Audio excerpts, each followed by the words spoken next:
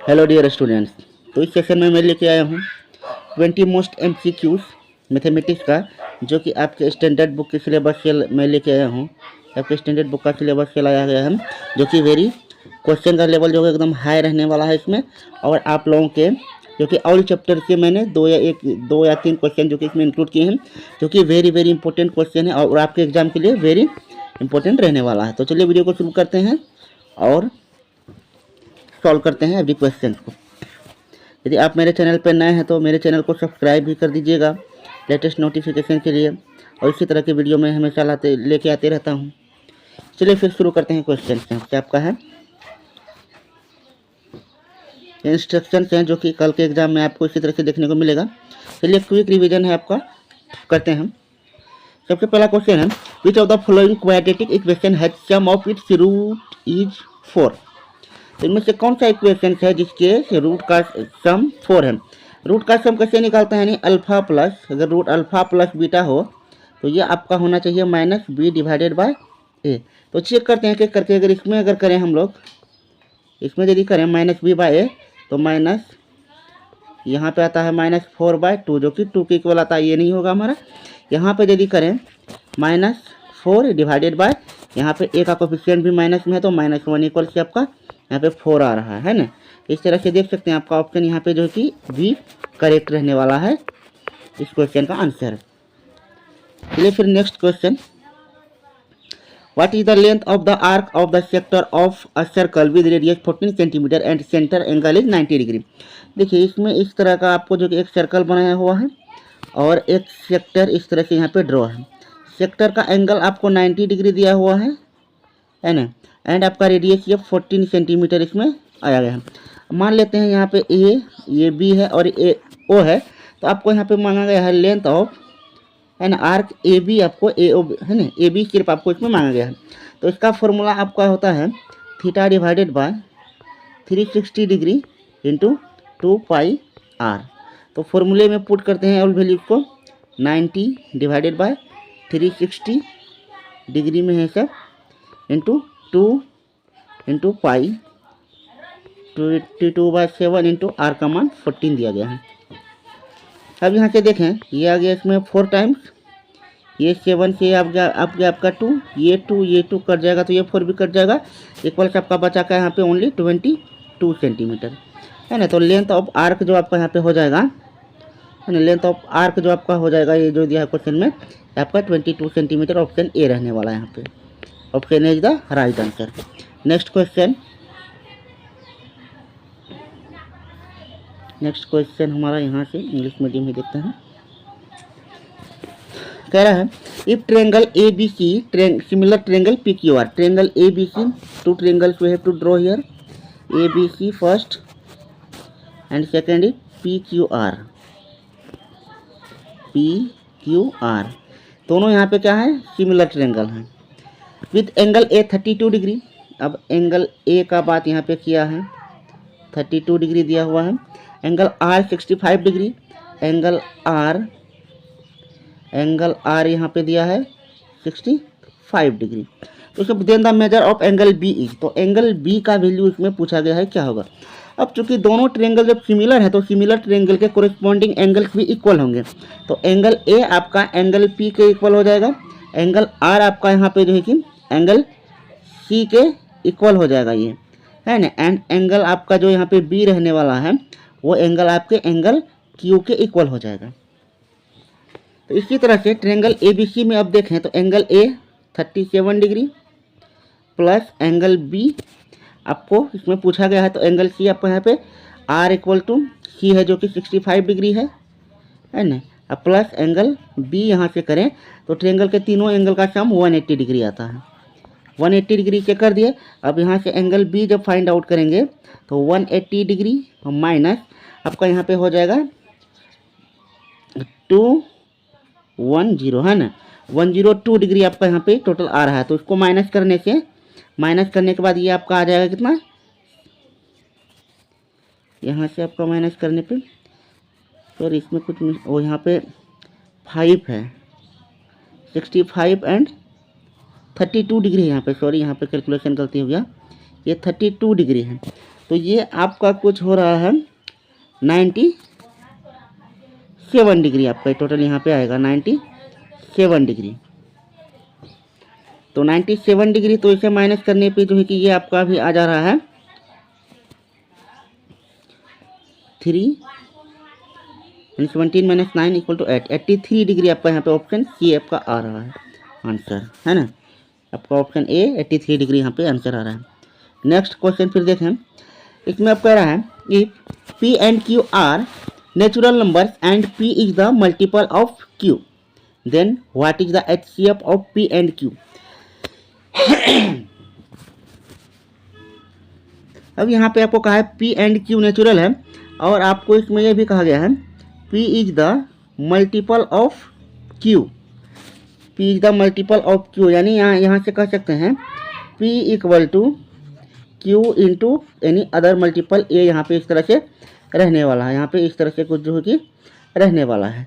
And Q equals यदि कहें, Q equals कहें तो यहाँ पे आपका 1 ओनली आ जाएगा, 1 इंटू Q आ जाएगा, है ना। तो अब इसमें पूछा गया है then the HCF of P and Q, then HCF of P and Q। तो HCF में क्या करते हैं, जो कॉमन फैक्टर होता है उसे ही हम कंसीडर करते हैं। तो यहाँ से हमारा कॉमन फैक्टर देखें तो Q हमारा कॉमन फैक्टर आ रहा है, इसलिए आपका यहाँ पे option C is the right answer हो जाएगा। ऑप्शन Q आपका यहाँ पे आंसर हो जाएगा HCF इन दोनों का। क्योंकि यहाँ पे कहा गया था कि P जो है कि मल्टीपल है ना, P मल्टीपल है Q का, मल्टीपल यानी गुणज होता है। तो P इक्वल्स Q इंटू यानी अदर मल्टीपल हम लिख सकते हैं, ये लिखा जाएगा, और फिर Q इक्वल्स 1 इंटू Q हो जाएगा। तो यहाँ से HCF करने पे आपका Q ही आंसर आ रहा है। चलिए फिर नेक्स्ट क्वेश्चन देखते हैं।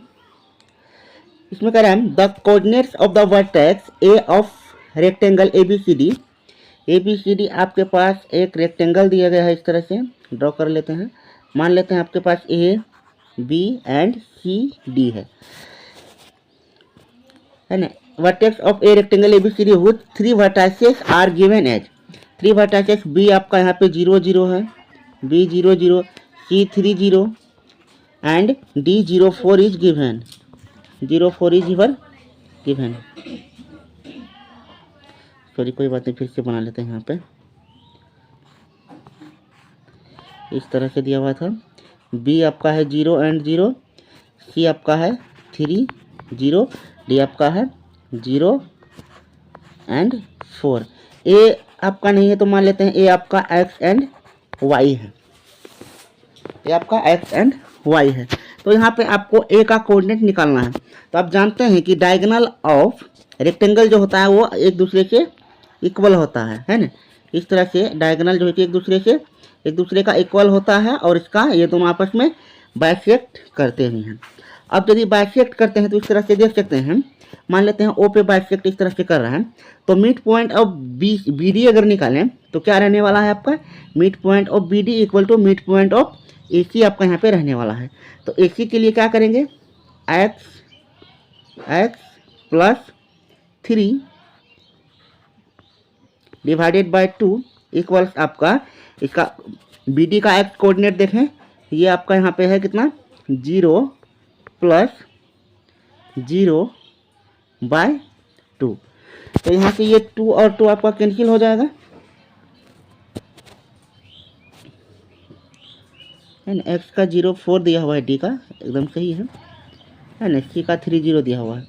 तो x1 + x2 divided by 2 equal to, तो यहाँ पे आपका इसमें B में आपका 0 0 है, सही है। C में आपका 3 0 भी यहाँ पे दिया हुआ है, सही है।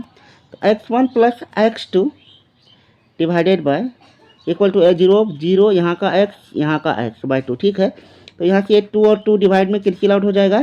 तो x + 3 इक्वल्स आपका 0, तो यहाँ से x इक्वल्स आपका -3 आ रहा है, जो कि आपके ऑप्शन में दिया ही नहीं है। अच्छा, y कोऑर्डिनेट यदि कैलकुलेट करें, इसमें देखते हैं y प्लस यहाँ पे आपका 0 है डिवाइडेड बाय 2 इक्वल्स आपका यहाँ पे हो जाएगा 3, यहाँ पे फिर आपका 0 + 4/2। तो इस तरह से करने पे यहाँ पे आपका y का वैल्यू तो आपका 4 आ रहा है, y का वैल्यू आपका जो है कि यहाँ पे 4 आ रहा है एंड आपका x का वैल्यू यहाँ पे 3 आ रहा है। अतः आप देख सकते हैं यहाँ पे आपका y का ओनली ऑन वैल्यू यहाँ पे आपको ऑप्शन सी में दिया गया है, तो आपका ऑप्शन यहाँ पे सी ही करेक्ट रहने वाला है। और यहाँ पे आपका ये वैल्यू जो है कि -3 यहाँ पे मिस प्रिंट हो चुका है, ये -3 एंड 4 इसका जो है कि यहाँ पे राइट आंसर रहने वाला है। चलिए फिर नेक्स्ट क्वेश्चन देखते हैं। 6th नंबर क्वेश्चन है, if the pair of equation 3x - y + 8 and 6x - ry + 16 = 0 represent consistent lines then the value of r is. यहाँ पे कह रहा है दोनों क्या है, कंसिस्टेंट लाइन है ना। कंसिस्टेंट लाइन है मतलब दोनों एक दूसरे को इंटरसेक्ट करते हैं। इसका मतलब कंडीशन यहाँ पे जो लगने वाला है कि a1/a2 इक्वल b1/b2, ये यहाँ पे रहने वाला। a1/a2 not equal to b1/b2 यहाँ पे ये रहने वाला है। चलिए इसे अब यहाँ पे सेट करते हैं। ये आ जाएगा आपका 3/6 नॉट इक्वल्स आपका यहाँ पे हो जाएगा -1/-r, है ना। तो यहाँ से अभी आप देख सकते हैं ये हो जाएगा हाफ, क्या हो जाएगा हाफ, यानी हाफ यानी हो जाएगा 2 not equal to r, 2 not equals r। तो इस तरह से अब यहाँ देख सकते हैं कि 2 नॉट इक्वल्स r, तो आपका यहाँ पे जो r का वैल्यू जो है कि आपका 2 आने वाला है। यहाँ पे आपका r का वैल्यू जो है कि 2 आने वाला है। Option D is the right answer यहाँ पे आपका ये रहने वाला है। चलिए फिर नेक्स्ट क्वेश्चन देखते हैं। नेक्स्ट क्वेश्चन है, अ bag contents 100 cards numbered 1 to 100।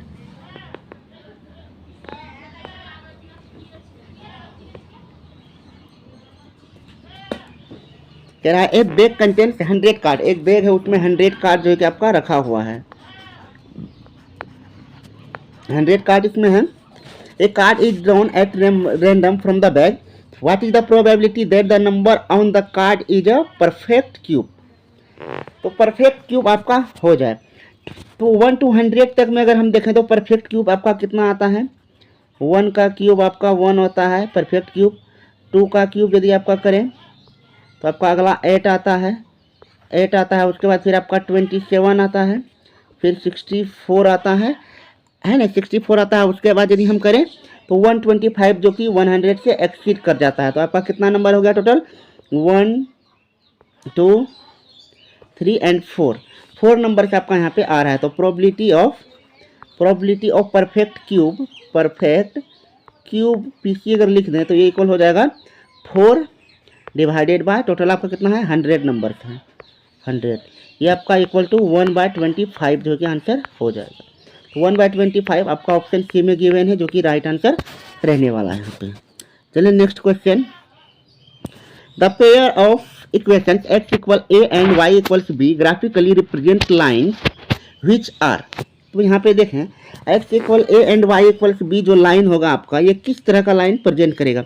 चलिए सबसे पहले इसके ग्राफ में ड्रॉ करके इसे देखते हैं ये क्या शो कर रहा है।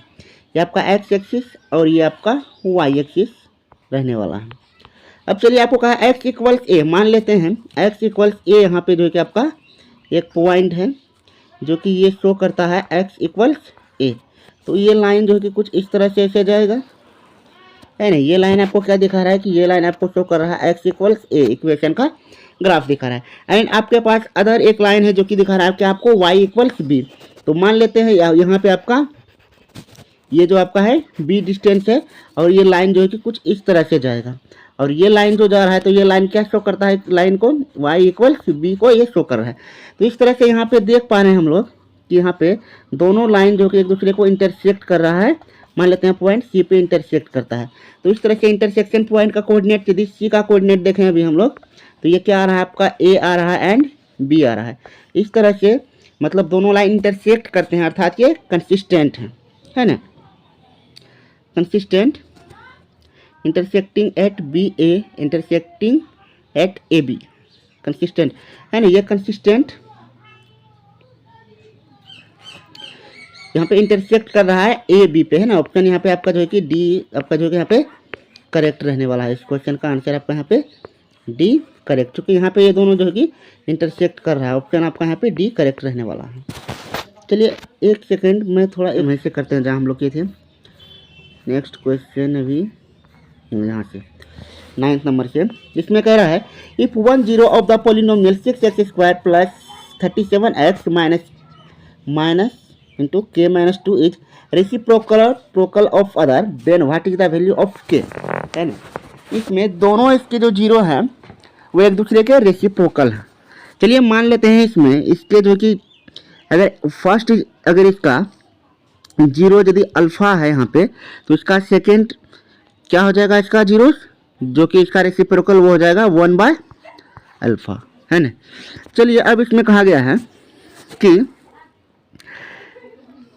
यहाँ पे इसमें k का वैल्यू हमें निकालना है। तो सबसे पहले अगर देखें कि सम ऑफ जीरोस यानी अल्फ़ा प्लस 1/α करते हैं तो ये होगा हमारा -b/a, यानी -37 डिवाइडेड बाय a आपका यानी यहाँ पे 6 आ रहा है ना, इतना आ रहा है।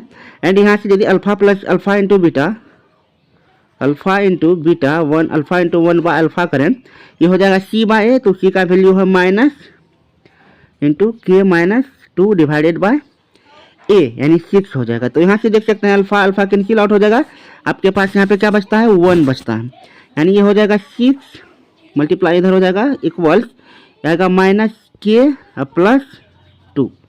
तो यहाँ से यदि देखें यदि k का वैल्यू निकालें तो इधर आने पे हो जाएगा -4 आपका जो है कि यहाँ पे आंसर ये आ रहा है। तो -4 ऑप्शन ए में आपका यहाँ पे करेक्ट हो जाएगा, है ना। -4 ऑप्शन ए आपका यहाँ पे सही रहने वाला है।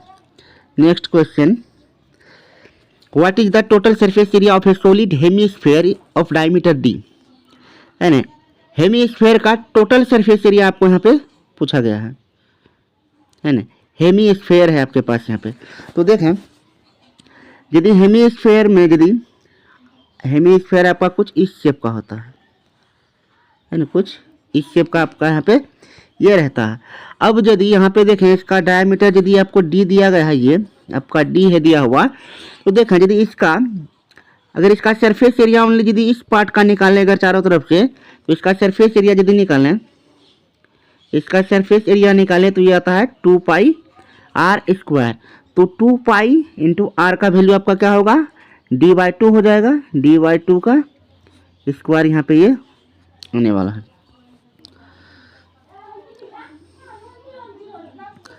2π इंटू d/2 का होल स्क्वायर। तो इसे सॉल्व करने पे ये भी क्या हो जाएगा आपका πd²/2 आपका ये आ जाएगा अभी।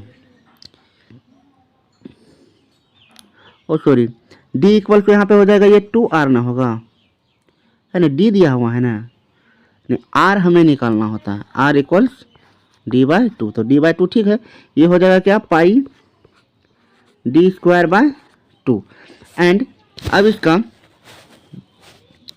अब इसमें यदि देखें इसका इस टॉप वाले सरफेस का एरिया यदि यहाँ पे निकाले, टॉप का ये आपका कैसा है ना, ये आपका वृत्ताकार है, तो इसका टॉप का एरिया आपका यहाँ से यदि कहें टॉप एरिया इक्वल किया जाएगा क्या πr²।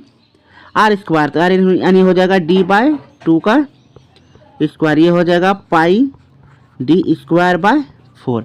अब दोनों एरिया को यदि इसमें जोड़ दें तो क्या हो जाएगा πd²/2 एंड प्लस πd²/4 ये इक्वल से आपका क्या रहने वाला है यहाँ पे देखें, ये हो जाएगा आपका यहाँ पे 4, ये 2 टाइम से देंगे तो 2πd², यानी आपका कितना आता है ये टोटल 3πd²/4 आपका यहाँ पे आ रहा है, जो कि आपका करेक्ट आंसर ऑप्शन यहाँ पे डी में रहने वाला है। बट यहाँ पे एक कंफ्यूजन है, यदि यहाँ पे यदि r दिया रहता हमें हेमीस्फीयर के लिए यदि r दिया रहता तो टोटल सरफेस एरिया जो होता है हेमीस्फीयर का वो आपका 3πr² हो जाता।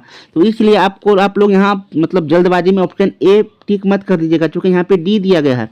इसलिए जब डी दिया रहेगा तो आपका ऑप्शन जो है कि यहाँ पे 3/4πd² जो है कि आपका यहाँ पे राइट आंसर रहने वाला है। चलिए नेक्स्ट क्वेश्चन करते हैं फिर। If 3 coins are tossed simultaneously, what is the probability of getting at most 1 tael? है ना।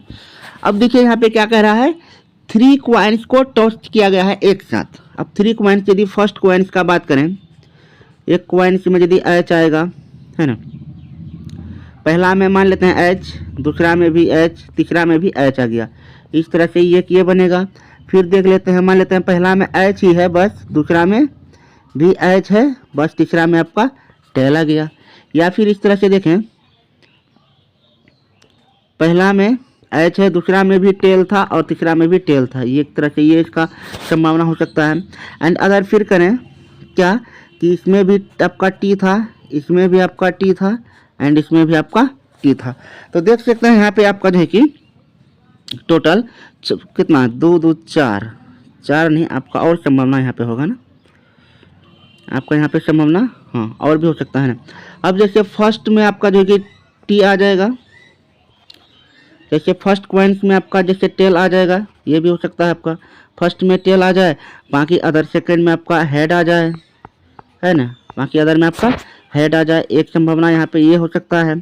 एंड अगर फिर बात करें, मान लेते हैं जैसे कि आपका 2 में, है ना, पहले 2 क्वाइंस में आपका टेल आ जाता है, फिर थर्ड वाले में आपका हेड आ जाता है, तो आपका एक संभावना ये भी बन सकता है।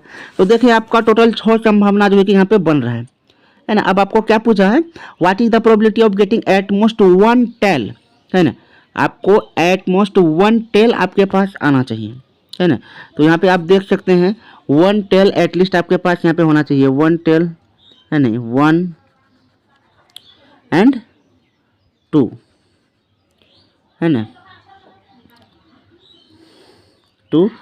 उसके बाद आपका यहाँ पे टोटल कितना 8 प्रोबेबिलिटी आपके पास यहाँ पे होना चाहिए, 1 2 3 4 5 6 एंड, और आपके पास 2 संभावना यहाँ पे बन रहा है, कुछ देखें कुछ मिस हो रहा है ना। एक ऐसा आपके पास हो सकता है कि इसमें टेल आ जाए, इसमें एच आ जाए, फिर इसमें टेल आ जाए, है ना, टी एच टी भी आपका ऐसा कुछ बन सकता है ना, टी एच टी भी आपका कुछ ऐसा बन सकता है। एंड अगर आपका ये भी हो सकता है टी टी, है ना, एच एच टी, आपका एच, है ना, एच एच टी भी हो गया है, टी टी टी एच, है ना, टी टी एच आपका ये रह सकता है ना, यानी कि एक संभावना आपका ये होगा कि टी हेड और हेड, है ना, ऐसा आपके पास जो है कि आ सकता है। तो इस तरह से देख सकते हैं आपके पास टोटल 8 जो है कि यहाँ पे आउटकम्स, यहाँ पे टी एच एच आपके पास यहाँ पे भी है, यहाँ पे भी है, तो आपके पास T T H H T T, है ना, इस तरह से 8, हाँ 8 प्रोबेबिलिटी यहाँ पे आ रहा है।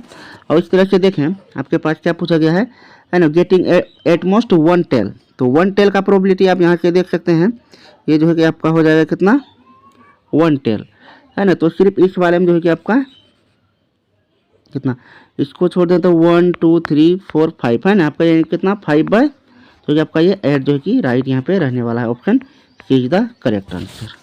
Next question, in the given figure DE parallel BC, इस फिगर में आपको डीई और बीसी जो है कि यहाँ पे आपका पैरेलल लाइन दिया गया है। If AD 2 centimetre 2 units DB बराबर एई, आपको यहाँ पे डीबी इक्वल टू एई दिया गया है ना, ये डीबी आपको 3 है और एई भी आपका 3 दिया गया है। एंड इसी x units then the value of x, तो यहाँ पे आपको एक्स का वैल्यू उसमें जो है कि निकाल के दिखाना है। अब देखिए चूंकि डीई और बीसी आपका पैरेलल है, तो दोनों ट्रायंगल यहाँ पे सिमिलर हो जाएंगे, सिमिलर होंगे तो दोनों ट्रायंगल्स के कोरेस्पोंडिंग साइड्स के रेशियो भी इक्वल होंगे, यानी कह सकते हैं कि ए बी बाय ए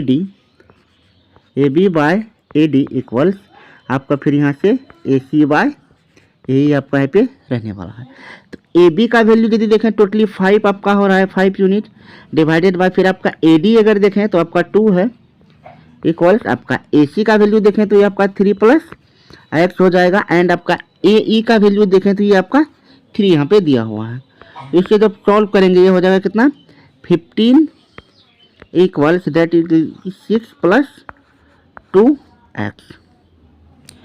तो यहाँ से x का वैल्यू जो निकालते हैं आपका आता है कितना 9/2 यानी कि 4.5 सेंटीमीटर 5 यूनिट्स। तो आपका ऑप्शन यहाँ पे डी दिया गया है 9/2 that is the right answer of this question.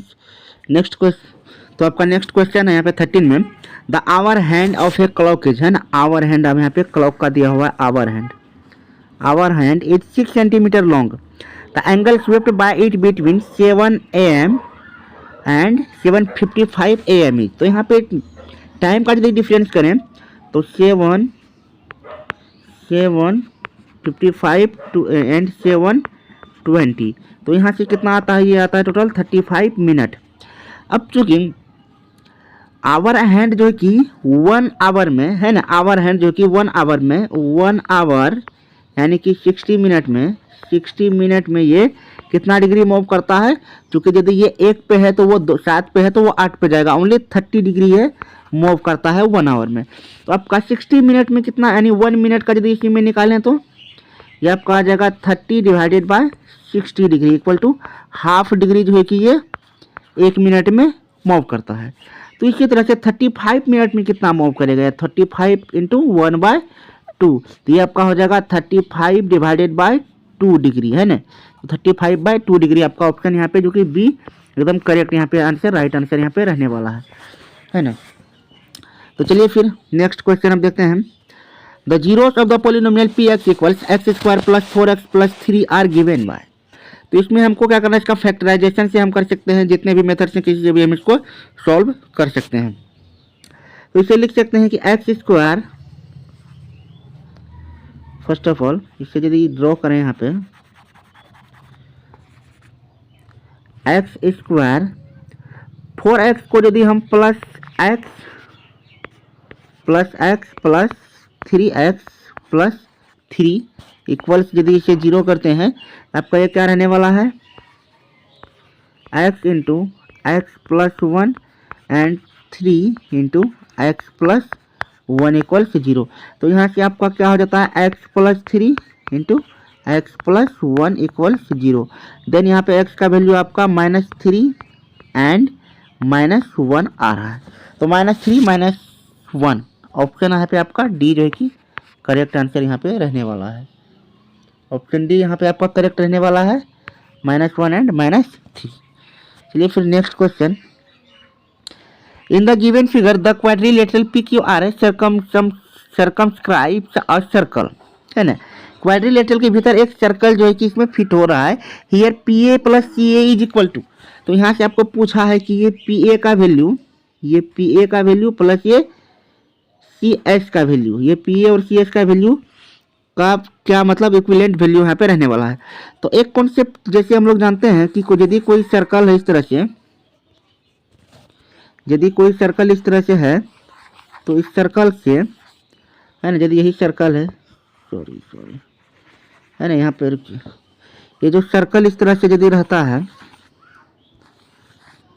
Circle के सेंटर से एक्सटर्नल पॉइंट मान लेते हैं कोई पॉइंट P है, यहाँ से यदि टेंजेंट यदि ड्रॉ किया जाता है तो ये टेंजेंट आपस में क्या होते हैं, लेंथ में इक्वल्स होते हैं। तो यहाँ से आप देख सकते हैं, जैसे अगर P पॉइंट को यदि एक्सटर्नल कंसीडर करते हैं तो यहाँ से PA डिस्टेंस इक्वल्स आपका क्या हो जाएगा, ये PD आपका रहने वाला है, PA इक्वल्स आपका यहाँ पे PD ये रहने वाला है। एंड आपका फिर यदि देखें, अगर पॉइंट S को यदि एक्सटर्नल कंसीडर करते हैं तो यहाँ से क्या देख रहे हैं कि आपका ये CS, ये आपका CS इक्वल्स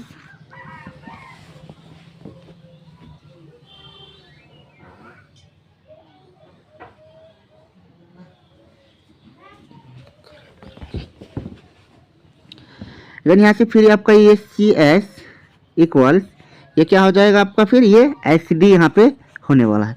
चलिए दोनों को ऐड करते हैं।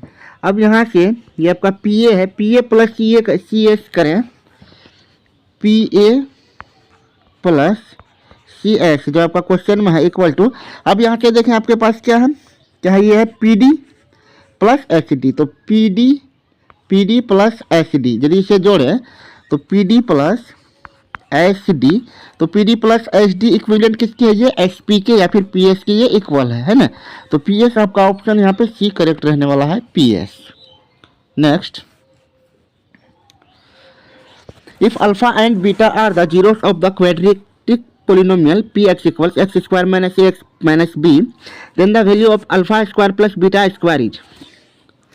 यहाँ पे आपको पूछ रहा है alpha square plus beta square इसका क्या होगा।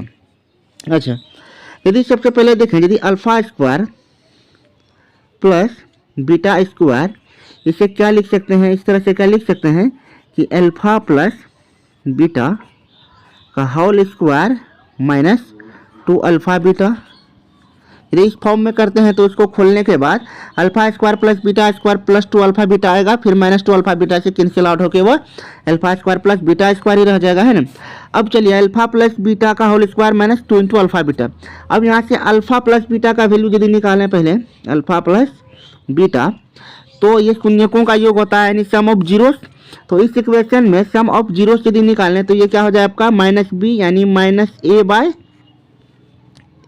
ए, माइनस बी बाय ए यानी माइनस ए बाय यहाँ पे 1 आपका आ रहा है ना।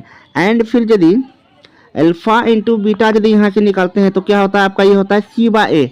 तो सी में क्या है आपका माइनस बी डिवाइडेड बाय ए का वैल्यू ही 1 है ना। अब इसमें इसका वैल्यू पुट करें तो अल्फा प्लस बीटा का whole square minus A square minus 2 into alpha beta का मान वैल्यू फिर आपके पास माइनस बी यहाँ पे है।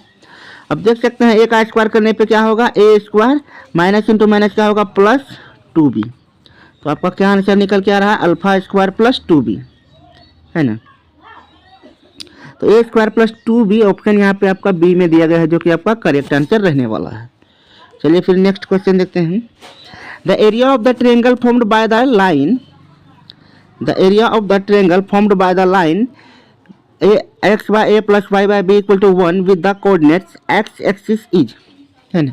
तो यहाँ पे क्या रहने वाला है, अब यदि यहाँ पे इस इक्वेशन को क्या हम इस फॉर्म में लिख सकते हैं, यदि इसको ड्रॉ करें यहाँ पे इस तरह से, यदि इसे ड्रॉ करते हैं तो यहाँ पे इसको एरिया जो कि हमें यहाँ पे इसका पूछा गया है। अब जैसे देखें x by a plus y by b equal to ये 1 अभी जो कि शो कर रहा है ना। तो यहाँ से एक्स इक्वल्स यदि यहाँ पे ए ले लेते हैं, एक्स इक्वल्स यदि यहाँ से ए ले लेते हैं, एक्स इक्वल्स ए, और फिर यहाँ से y इक्वल्स यदि b ले लेते हैं, ये आपका y रहने वाला है, ये आपका x रहने वाला है। तो इस तरह से क्या कहता है आपको, the triangle bye the line इतना विद कोऑर्डिनेट एक्सेस इज, है ना, और कोऑर्डिनेट एक्सेस। तो ये जो दोनों लाइन जो होगा आपका कुछ इस तरह से फॉर्म्ड होने वाला है। आपका ये लाइन क्या रहने वाला है, x by a plus y by b that is equal to 1, ये आपका लाइन है। एंड यहाँ पे कोऑर्डिनेट्स यहाँ पे ओ आ गया है। अब आपको पूछा है जो ट्रायंगल जो बन रहा है, ट्रायंगल इस तरह से जो बन रहा है, इस ट्रायंगल का एरिया क्या होगा। तो ट्रायंगल का एरिया क्या होता है, हाफ इंटू बेस, बेस आपका क्या है एक्स इक्वल टू ए दिया गया है, एंड हाइट आपका जो कि ये वाई एक्सिस पे क्या है बी है, ए बी, मतलब ये कितना आ रहा है हाफ ए बी आपका आ रहा है एरिया ऑफ ट्रायंगल। तो हाफ ए बी यहाँ पे ऑप्शन बी में दिया गया है, जो कि आपका करेक्ट हो जाएगा। चलिए फिर नेक्स्ट क्वेश्चन यहाँ से आपका आ गया है 18 का। In the given figure A B parallel, इसमें आपको कह रहा है कि ए बी पैरेलल क्या है, ए बी पैरेलल आपका इसमें पी क्यू है ना। ए बी आपका ये पॉइंट आपका ए बी और इसमें आपका ये बी पी क्यू पैरेलल है। If A B 6 centimetre, P Q 2 centimetre and O B 3 centimetre, then the length of O P is. तो ओ पी का लेंथ आपको इसमें निकालना है। अब देखिए इस तरह से यदि यहाँ पे ए बी और पी क्यू यदि पैरेलल है तो ट्रायंगल, दोनों पैरेलल लाइन है तो ट्रायंगल आपका A B O similar triangle क्या हो जाएगा आपका, ये हो जाएगा आपका पी ओ क्यू आपका इस तरह से रहने वाला है। अब यहाँ पे देखते हैं दोनों ट्रायंगल सिमिलर है तो उसके सिमिलर साइड्स का रेशियो भी इक्वल होगा, यानी कि A B by P Q equals आपका हो जाएगा यहाँ पे क्या, BP नहीं BO बाय OP। वैल्यू रखते हैं, ये हो जाएगा 6/2 इक्वल, ये आपका हो रहा है कितना, 3/OP है ना। ये आपका हो जाएगा 3 कट जाएगा, इक्वल टू क्या आ रहा है आपका, OP इक्वल 1 आ रहा है। तो 1 आपका देखते हैं ऑप्शन में है या नहीं, है ना। ऑप्शन डी में आपको दिया गया है 1 सेंटीमीटर, जो कि आपका यहाँ पे राइट आंसर रहने वाला है। Next question, question number 19 and 20 are assertion and reason based questions carrying 1 mark each. Two statements are given, one labeled as assertion A and the other is labeled as reason R. Select the correct answer to these questions from the code A, B, C and D as given below. आपको code से answer चुनना है, जैसे both assertion A and R are true and reason R is the correct explanation of the assertion A. Both assertion A and R reason are true, but reason R is not the correct explanation of the assertion A. Assertion A is true but reason R is false. Assertion A is false but reason R is true. तो इसके base पे आपको question, ये question भी आपको इस तरह का भी कल के डेट में 2 क्वेश्चन रहने वाला है, आपको इसे भी सोल्व करना है। चलिए देखते हैं क्या है क्वेश्चन। एक टेंजेंट टू अ सर्कल, चलिए सर्कल का बात क्या है, टेंजेंट का बात क्या है, तो सबसे पहले टेंजेंट एंड सर्कल हम लोग यहाँ से ड्रॉ कर लेते हैं, OP इस तरह से। Is perpendicular to the radius through the point of contact, हाँ ये बात तो हमारा सही है ना। जो आपका रेडियस होता है, जो रेडियस होता है वो परपेंडिकुलर टू टेंजेंट लाइन वो होता है, जानते हैं, ठीक है, ये आपका स्टेटमेंट करेक्ट है। The tangent of drawn from an external point to a circle are equal, ये भी जो है कि आपका करेक्ट एक्सप्लेनेशन है। बट दोनों सेंटेंस यहाँ पे करेक्ट है, बट दोनों में कोई रिलेशन हमें नहीं मिला, है ना। तो इसका क्या आंसर लगा सकते हैं, देखें, है ना। इसमें ये हो जाएगा कि both assertion A and R reason are true but reason R is not the correct explanation of the assertion A। यहाँ पे आपका ऑप्शन B करेक्ट रहने वाला है। दोनों स्टेटमेंट ट्रू है बट एक दूसरे से रिलेटेड नहीं है। चलिए नेक्स्ट इसी में क्वेश्चन देख लेते हैं 20 का। assertion the polynomial px equal x square plus 3x plus 3 has 2 real zeros. A quadratic polynomial can have at most 2 real zeros, है ना। तो यहाँ पे देख सकते हैं A quadratic polynomial can have at most 2 real zeros, हाँ 2 real zeros तो होता है, सही है, बस ये हमें इसमें चेंज करना है, क्या इसका 2 real zeros है कि नहीं, देखते हैं हम। इसे क्या लिख सकते हैं, एक्स स्क्वायर प्लस जैसे इसे 3 तो इसे 2x प्लस x प्लस 3 फिर आपका हो जाएगा। तो यहाँ से किस तरह से हमें सेट करना है, और चलिए इसका हम लोग डायरेक्ट जो है कि x निकाल देते हैं यहाँ से, इस तरह से x equals -b -3 plus -√d यानी b स्क्वायर -4ac। तो क्या हो जाएगा 3 स्क्वायर -4 इंटू 1 इंटू 9 -13, ये -3 आपका आ रहा है यहाँ पे, ये तो आपका -3/2 इंटू 1 आ रहा है। तो यहाँ से देख पा रहे हैं, यहाँ से क्या होता है, इसमें d का वैल्यू जब आपका लेस देन 0 है तो कोई भी रियल वैल्यू से आपका नहीं आएगा। तो ये स्टेटमेंट जो है कि आपका गलत हो गया, एक का, तो एक का गलत है आपका और रीजन आपका राइट है। यहाँ पे देखिए तो इसका assertion A इज फॉल्स, यहाँ पे A आपका फॉल्स है and reason R is true, तो ऑप्शन यहाँ पे D आपका इस तरह से करेक्ट रहने वाला है। तो इस तरह से जो है कि आप ऑब्जेक्टिव पोर्शन को जो है कि हैंडल कर सकते हैं। इन शॉर्ट लगभग आपको हाफ एन आवर लगेगा 20 क्वेश्चन करने में, जो कि आपको बहुत अच्छे से करने हैं। तो best of luck my dear all students to for your best exam. Thanks for watching.